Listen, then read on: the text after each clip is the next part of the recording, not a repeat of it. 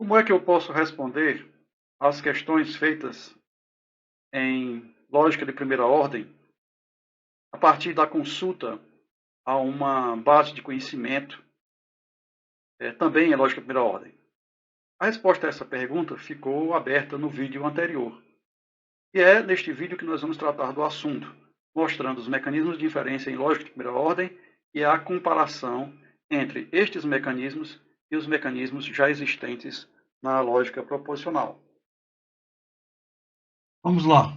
Então, o nosso assunto de hoje é inferência em lógica de primeira ordem.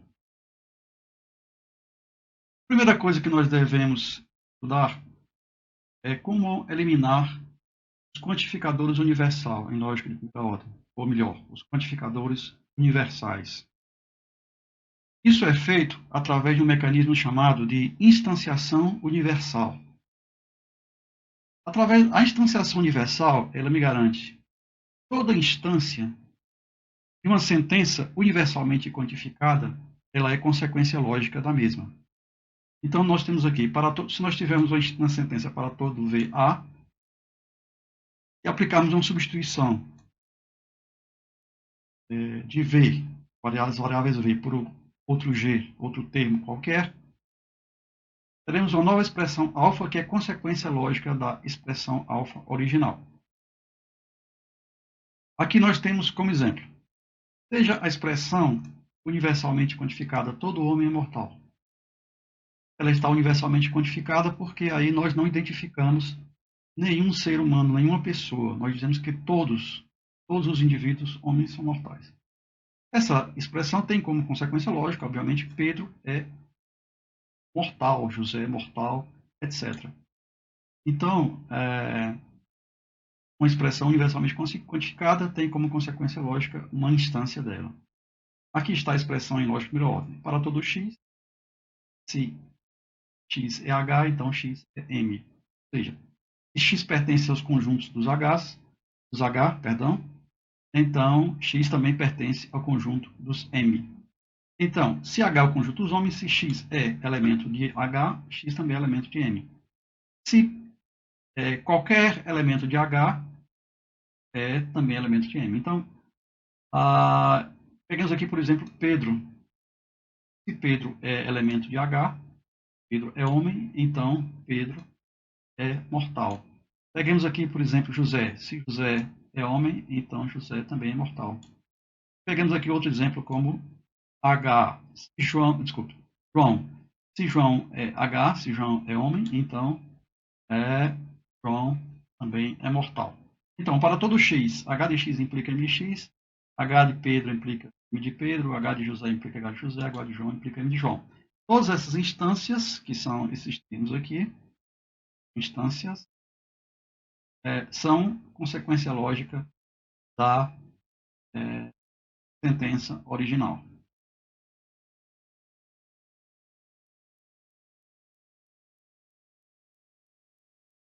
Agora vamos ver o que acontece com os quantificadores existenciais. Quantificadores existenciais são submetidos à instanciação existencial. Como é que funciona? Para toda sentença, vamos chamar ela aqui de alfa, e toda variável v e constante k, então temos uma sentença alfa, uma variável v e uma constante k. Essa constante k, ela não pode aparecer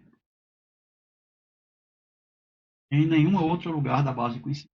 Então, toda sentença alfa, variável v constante k, que não aparece em outra variável de conhecimento, nós substituímos a expressão existe v de alfa por uma constante k, e teremos uma nova expressão alfa, que não terá mais o quantificador existencial, não terá mais o v, mas terá o alfa com o k substituindo o v. Então, essa nova expressão, ela é também consequência lógica da original. Ou seja, uma expressão na qual ela é substituída, ou são substituídas as suas variáveis por uma constante, que não aparece em nenhum outro lugar da base, e essa expressão inicialmente estava universalmente, ou melhor, existencialmente,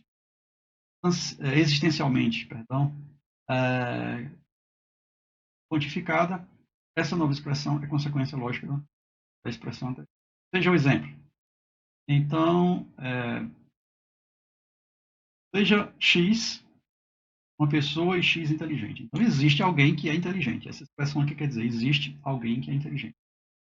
Então, eu substituo essa expressão por uma pessoa A, inteligente A. Ora, A aqui é uma constante. Não sei quem é, se refere a uma pessoa, mas a pessoa existe e essa pessoa é inteligente. Então, essa expressão, onde nós eliminamos o quantificador existencial, ela também é consequência lógica da expressão original. Nós substituímos as variáveis quantificadas existencialmente por constantes, e assim nós eliminamos o quantificador existencial.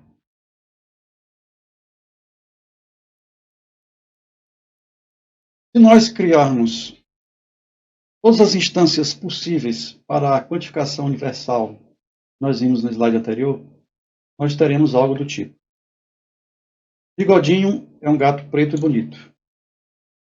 Gato bigodinho e preto bigodinho implica bonito bigodinho. Outra: o irmão do bigodinho é um gato preto bonito. Então, vocês observam aqui que nós podemos substituir não só as variáveis por constantes, mas também por funções e por outros predicados. Então, nós temos aqui que a variável x é por um outro predicado, que é chamado irmão bigodinho ureguinho. Isso quer dizer o seguinte, que o gato, que é irmão do bigodinho, também é preto e bonito. Né? Orelhinha é um gato preto bonito. Então, está aqui, orelhinha é um gato preto bonito. É uma instância possível para aquela forma de expressão que nós colocamos. Bigodinho é um gato. Né? Então, nós temos gato X. Bigodinho gato, já temos esse. Vamos lá. Bigodinho é preto. Preto bigodinho. Bigodinho é irmão do orelhinha. Obviamente que essas expressões aqui nós obtivemos da substituição de certas constantes nas expressões universalmente quantificadas.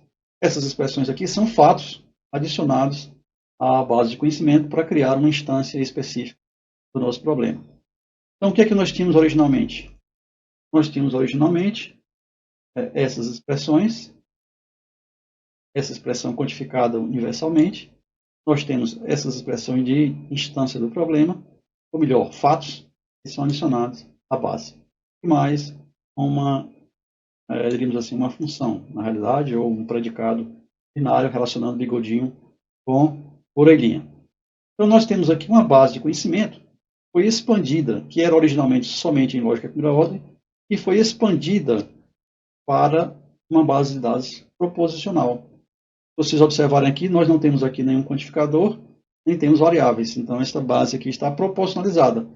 Então, um dos princípios na inferência, uma das formas de fazer inferência em lógica de primeira ordem é proposicionalizar a base de lógica de primeira ordem para que, com a base proporcionalizada, nós voltemos ao problema que nós tínhamos originalmente, que era a inferência numa base de dados proposicional, de lógica proposicional. Então, toda base de conhecimentos em lógica de ordem ela pode ser proposicionalizada. Né? Pode ser proposicionalizada. Preservando, obviamente, a consequência lógica. Então, a base de conhecimento ela é proposicionalizada, mas ela preserva a consequência lógica. Uma sentença básica, sentenças básicas são as sentenças que não possuem variáveis, também chamadas de sentenças ground. Ela é consequência lógica da base, a nova base proposicionalizada, se ela é consequência lógica da base original. Então, tudo que nós deduzimos da base nova, proposicionalizada, ela é também consequência lógica da base original. Então, como é que nós fazemos a inferência? Então, nós proposicionalizamos a base e aplicamos as questões. Podemos aplicar resolução, encadeamento para frente, encadeamento para trás, todos aqueles métodos que nós tínhamos utilizado. O problema com essa abordagem é que podem existir infinitos termos básicos. Então, vai lá, o irmão do irmão do irmão, e nós podemos entrar em loop. Isso pode ser resolvido como mecanismo de teste de termos para evitar a duplicação e assim por diante. Mas, de qualquer forma, a proposicionalização da base não evita que a gente tenha um trabalho adicional intenso. Essa afirmativa de que a base proposicionalizada gera sentenças que são, logicamente, consequência da base original, é definida no Teorema de Herbrand, que foi publicado em 1930. O Herbrand dizia que uma sentença alfa é consequência lógica de uma base em lógica de primeira ordem, ela é consequência também de um subconjunto finito da base proporcionalizada. Você não precisa sequer ter a base inteira proporcionalizada. Você pode proporcionalizar uma parte dela e a seguir, segundo o teorema de Herbrand, você pode ter uma expressão que é consequência lógica da base original. Então, o que é que eu faço?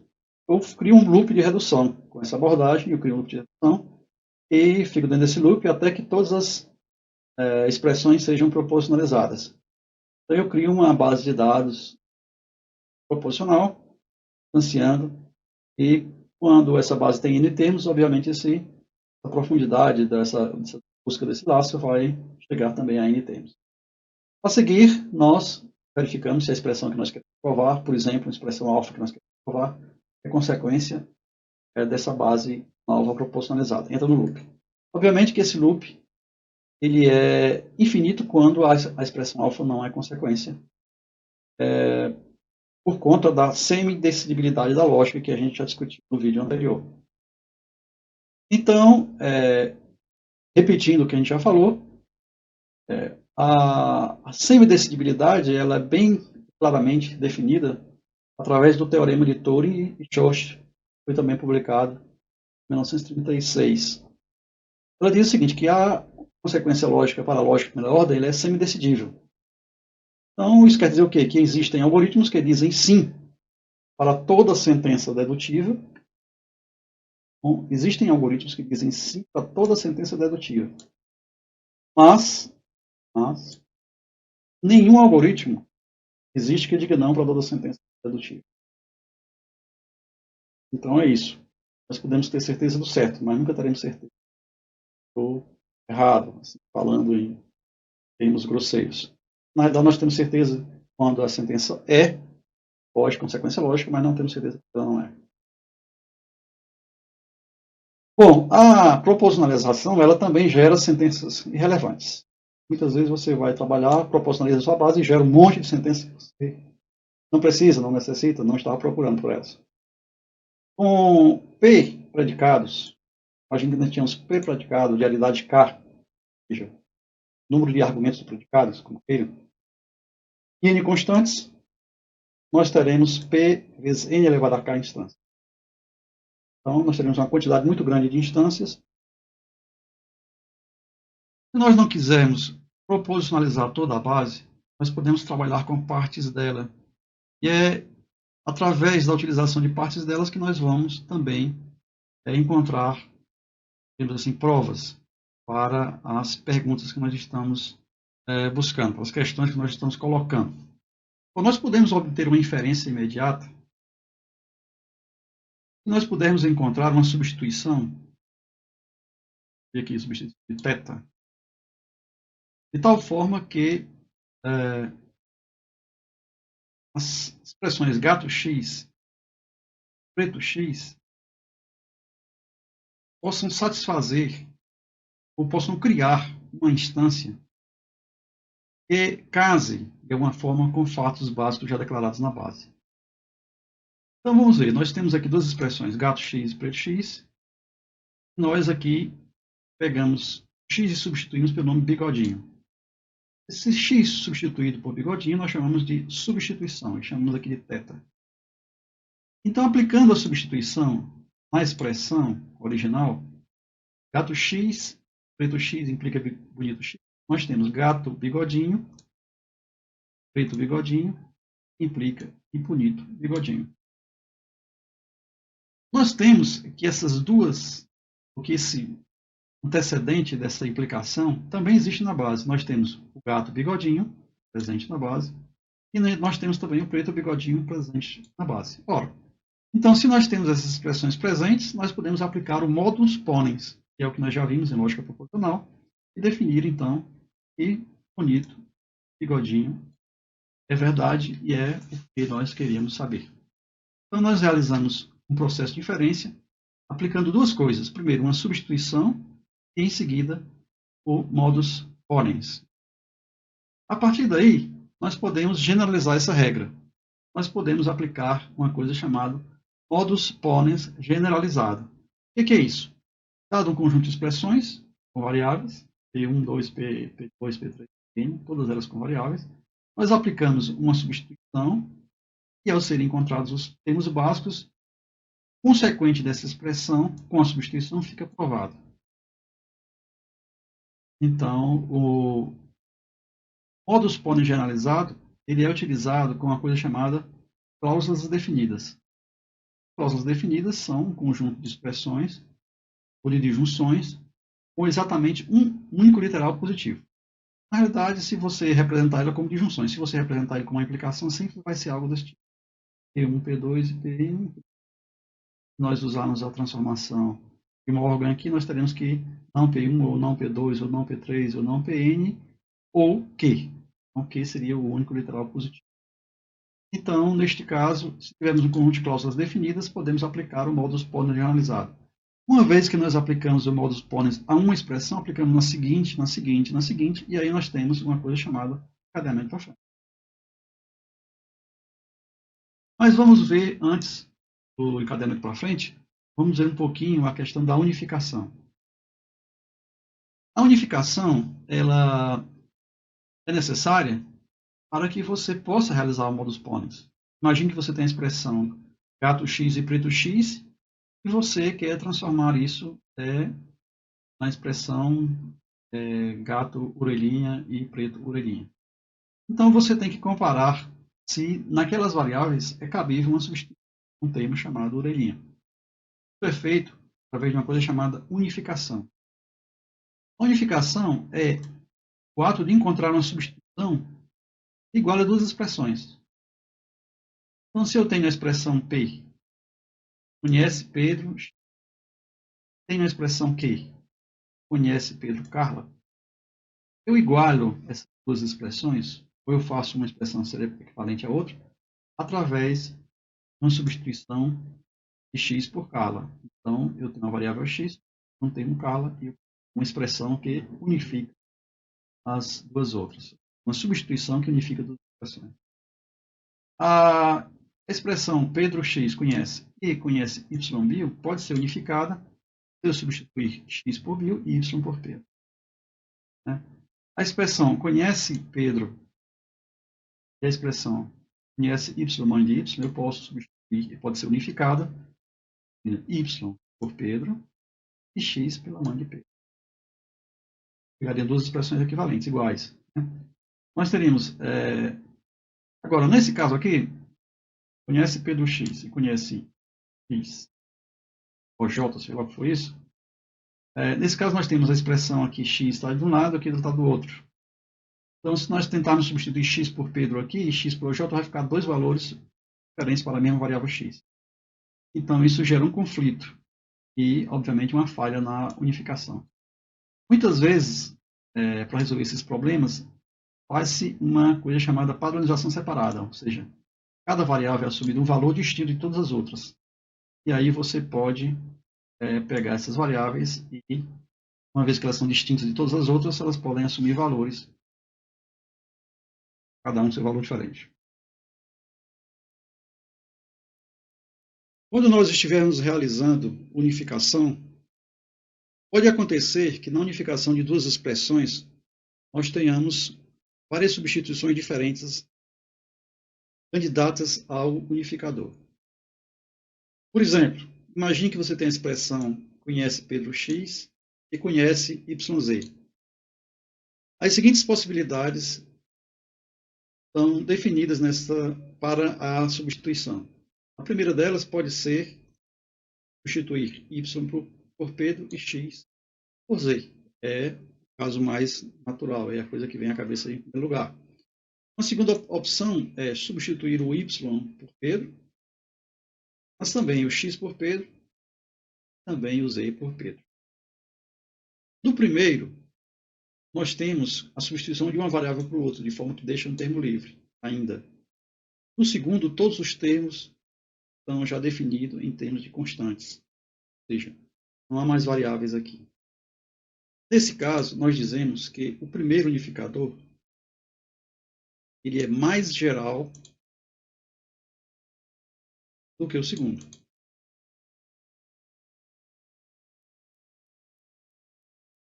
Então, esse aqui é um unificador mais geral. Para cada substituição, para cada conjunto de substituições, existe um único unificador mais geral, que é exclusivo para renomear variáveis. Então, nesse caso aqui de cima, o unificador mais geral é y por p do x por z.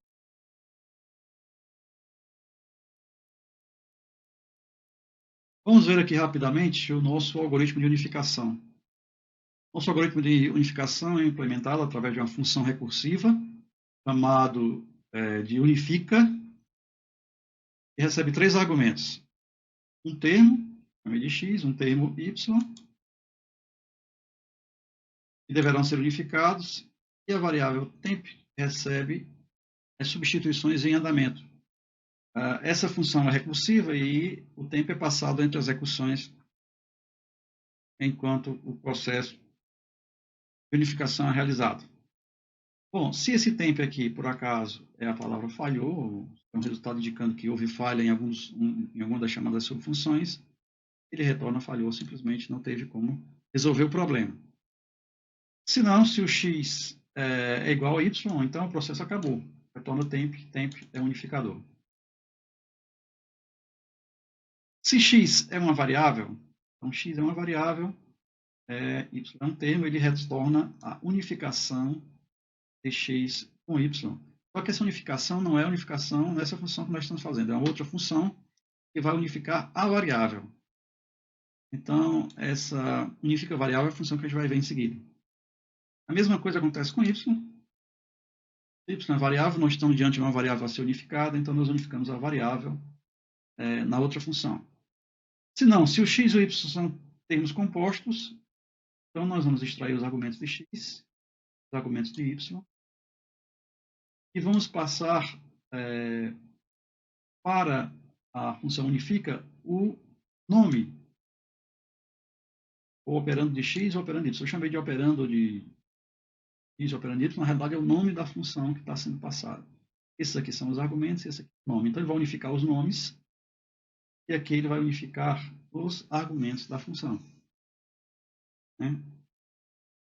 Se não, até agora não retornou positivo, então, esses x e y são listas, o que ele vai fazer? Ele vai pegar, unificar o primeiro elemento da lista, o segundo elemento da lista, e chamar a função unificar recursivamente para isso, além de chamar a função unificar recursivamente para unificar o resto de x e o resto de y. Então, ele vai ficar aqui num conjunto de chamadas recursivas aqui, tentando unificar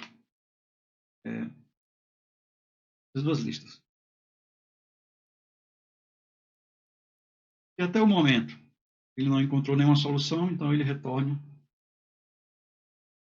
falhou. É assim que funciona. Vamos ver aqui rapidinho a função unifica variável. Então ele tem uma variável para unificar. A variável é uma expressão, tempo é o horário, né?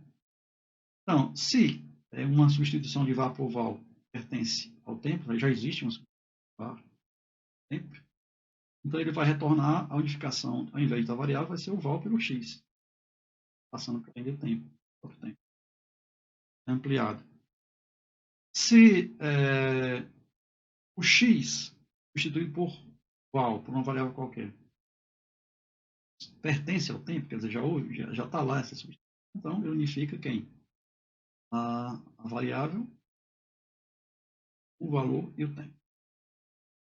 Se não, se ele verifica se há uma ocorrência do x em var. Isso aí se torna muito complexo quando a variável é uma parte do x. Então, nós vamos aqui, no caso, retornar falhou. E, se não, até agora não aconteceu nada, ela adiciona var de substituição, var por x a tempo e seja o que Deus quiser. Na realidade, há uma simplificação aqui, porque quando o var faz parte de x, né? Então nós teríamos que ter um outro algoritmo para desmembrar esse x e encontrar a variável e procurar. Existem realmente algoritmos para isso, mas essa função aqui, por ser simples, uma função didática, para mostrar como é que funciona, basicamente a gente não vai usar essa função. Então, o algoritmo aqui, até o momento, ele falha quando esse que variável é uma parte de x, ocorrente.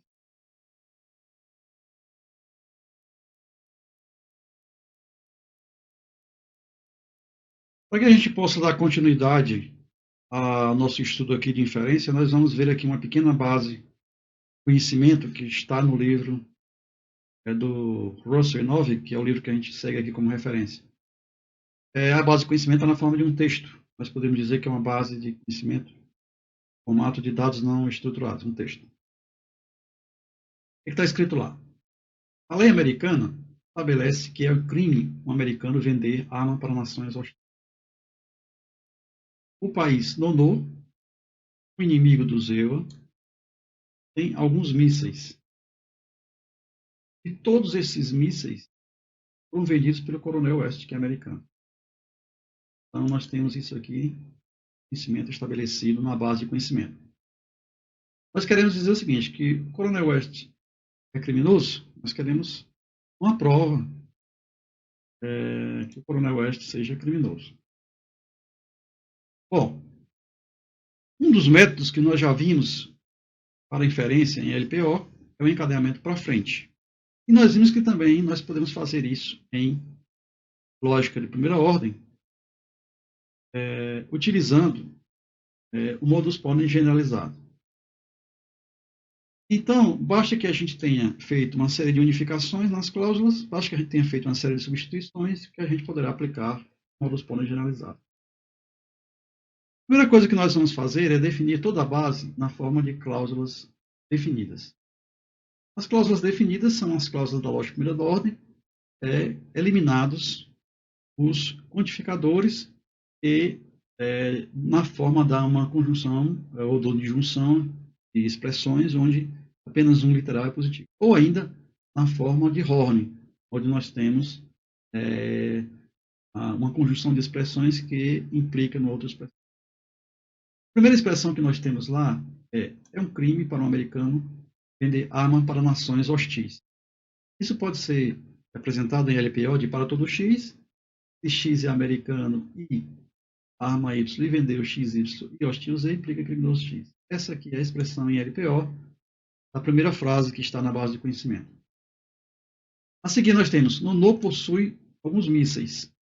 Nós colocamos aqui, Nonô possui, existe um x, Nonô possui x, mas esse existe aqui nós já substituímos imediatamente por uma constante, já eliminamos o existencial. Né? Essa constante é chamada constante de Skolem, nós já vimos isso aí no passado. Bom, e também míssil. O que é um míssil? Míssil é alguma coisa. Então, míssil existe x, x é um míssil, nós substituímos por míssil M1. O Nonô possui M1, M1 é um míssil.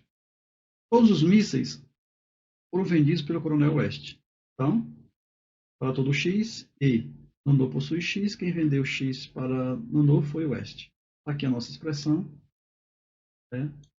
tem a quantificação. Mísseis são armas. Para todo x, se x é um míssil, x é arma. Então está aqui, míssil x, arma x. Então, nós temos aqui a nossa base de conhecimento em cláusulas definidas. Ainda mais, o inimigo da América é hostil. Então, para todo x, inimigo da América, x. West é americano. Outro fato. West é americano. Nós chamamos de fato básico. Né? Ele não tem variáveis e ele não tem implicação. Então, ele é um fato básico. Termo ground. Né? Nonô é inimigo da América. Então, Nonô é inimigo da América. Podemos colocar na forma Nonô inimigo da América. Uma base de conhecimento que não possui funções e que os termos estão em lógica de primeira ordem, é chamada de data log. Então, o que nós fizemos aqui foi construir um data log, um data log, né?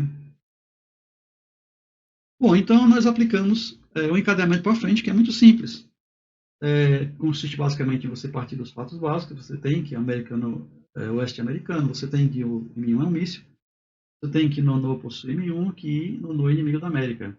Mas você também tem umas regras que se juntar. O fato de possuir um míssil, juntar com o fato de M1 ser um míssil e o fato de Nono possuir M1, implica que quem vendeu M1 para Nono foi o oeste. Isso aqui é uma regra que está estabelecida na base, nós vimos agora há pouco. Né? Podemos voltar lá e ver. Vendeu. Foi oeste. O míssil é uma arma, tem uma regra lá que diz também que míssil é uma arma. E tem uma regra que diz que Nono é inimigo da América, portanto, Nono é hostil. Na segunda inferência, no nível, nós temos que, unindo isso, com isso, com isso, com isso, nós temos o oeste criminoso. Onde é que está isso? Na primeira regra que nós vimos lá.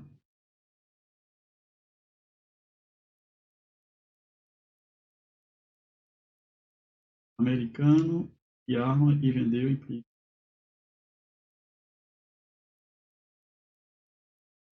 Então, esse desenho aqui é a prova, esse grafo, nós podemos dizer assim, é a prova de que o oeste é criminoso. E aqui está o raciocínio que aconteceu desde os fatos básicos até a consequência lógica deles. Então, nós aplicamos de um nível para o outro, nada mais, nada menos do que o modus ponens. Mas esse modus ponens foi aplicado dos fatos básicos para a consequência deles, ou seja, a expressão que eu quero saber se é consequência. Mas eu poderia fazer o contrário. Eu poderia, a partir da consequência que eu quero provar, encontrar os fatos que afirmam, que provam essa consequência. Tem como consequência essa expressão.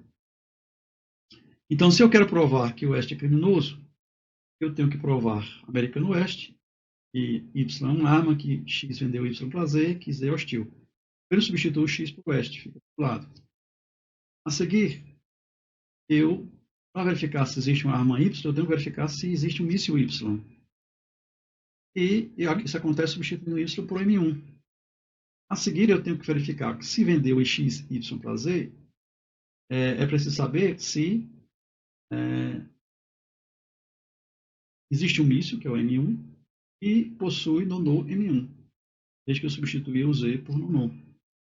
Então, eu vou partir para o seguinte: míssil M1 está na base, possui Nono M1 está na base, inimigo Nono América está na base. Fechei todos os termos. Se eu fechei todos os termos, é porque o oeste é criminoso.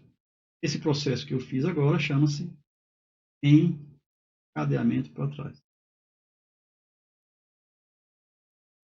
Então, no encadeamento para trás, eu parto da meu objetivo, da minha expressão objetivo, da meta, da minha pergunta, para as cláusulas básicas. Isso é muito usado em programação em lógica. O pedaço do encadeamento para frente. Ele é consistente, ele é completo para LPO com cláusulas definidas. Ele conclui um datalog com número finito de interações. Ele não termina se alfa não é consequência lógica, ele é semidecidível, obviamente. Casamento pode ser complicado, casamento de duas expressões. Esse problema é um problema NP difícil, NP hard, em inglês, né? Ele é utilizado em bancos de dados dedutivos e pode ser feito de forma incremental. O encadeamento para trás, ele é uma busca recursiva, uma profundidade de espaço linear no tamanho da prova. Ele é incompleto também, pode estar em loops infinitos, mas isso pode ser corrigido utilizando a checagem de meta atual em relação às metas na pilha. Ele não termina se alfa não é consequência, ele também é semidecidível. Ele é ineficiente devido ao uso de submetas repetidas. Isso pode ser corrigido colocando seus resultados prévios em um cache. Isso requer um espaço extra, mas a gente pode criar esse espaço e colocar as metas sendo atingidas nesse espaço para evitar que elas sejam repetidas. Muito usado também em programação lógica. Bom, vamos ver então agora a resolução. A resolução ocorre pela eliminação de literais complementares. Mas, neste caso, deve ocorrer uma unificação antes. A unificação não implica na negação, então a negação está fora da unificação. As expressões são unificadas e se uma delas for a negação da outra, ou seja, se elas forem complementares, elas são eliminadas. Então, nós temos aqui dados duas expressões disjuntas, são conjuntas internamente, L1 até LK, por exemplo, e M1 até Mn, ou seja, L1 e L2 e L3 e LK. Então, nós podemos, caso consigamos uma substituição que unifica Li com Mj, de forma que Mj seja negativo e Li seja positivo, nós teremos como consequência a nova base sem os literais complementares. Então, nós teremos do L1 ao Li menos 1, do Li mais 1 até o LK, do M1 até o MJ menos 1 e do MJ mais 1 até o N, quando Li e MJ são literais complementares após a unificação. Como exemplo, nós temos aqui a expressão não rico x infeliz e a expressão rico ken. Ao fazermos a substituição de x por ken, nós teremos dois literais complementares. Nós teremos o não rico ken e o rico ken, que podem ser eliminados, tendo como consequência o infeliz ken. Então, da mesma forma que na lógica proporcional, nós pegamos a base de conhecimento e uma expressão a provar, negamos a expressão, aplicamos a resolução, caso encontremos uma expressão vazia, uma cláusula vazia, essa expressão está provada em sua forma afirmativa. Então, antes de continuarmos com a resolução, nós temos que nos preocupar em converter as expressões para a forma normal conjuntiva. Então, imagine que eu tenha a seguinte expressão: todo mundo que ama os animais é amado por alguém. Essa expressão em lógica de primeira ordem seria algo desse tipo. Para todo x, para todo y, animal y implica ama y, implica que existe y que ama yx. Essa é a forma em lógica de primeira ordem do que foi dito aqui em cima. Então, a primeira coisa que eu faço, aqui nós temos um condicional, uma implicação, nós temos outra implicação aqui dentro, então nós vamos eliminar as implicações. Eliminando as implicações, nós negamos a primeira ou a segunda. Isso aqui, ao negar, isso aqui passa para dentro, né? Fica assim. Não isso ou aquilo. Depois, nós movemos o negativo para dentro, transformando o para todo xp em existe não x não p, ou não existe xp em para todo x não p. Fazemos isso aqui, nós teremos a expressão seguinte. Depois nós continuamos o trabalho, eu estou falando isso rápido porque nós já vimos isso como faz, tiramos as duplas negações, temos essa expressão aqui no final. Depois nós fazemos a padronização das variáveis, cada quantificador uma variável diferente. Então, para todo x existe y, animal y, ama xy e ama x. E nós escolonizamos, ou seja, nós pegamos a instanciação existencial, colocamos as variáveis da instanciação existencial por funções de escolha. Em geral, essas funções de escolha representam algum tipo de relação que essa variável tenha com alguma outra variável que está também presente na expressão. Então, nós substituímos por uma função de escolha que seria, na realidade, um representante de alguém que existe e que não está ali no momento. Então, nós substituímos os existenciais, nós desprezamos os quantificadores universais no final, para estar bem simplificada, nós distribuímos o OU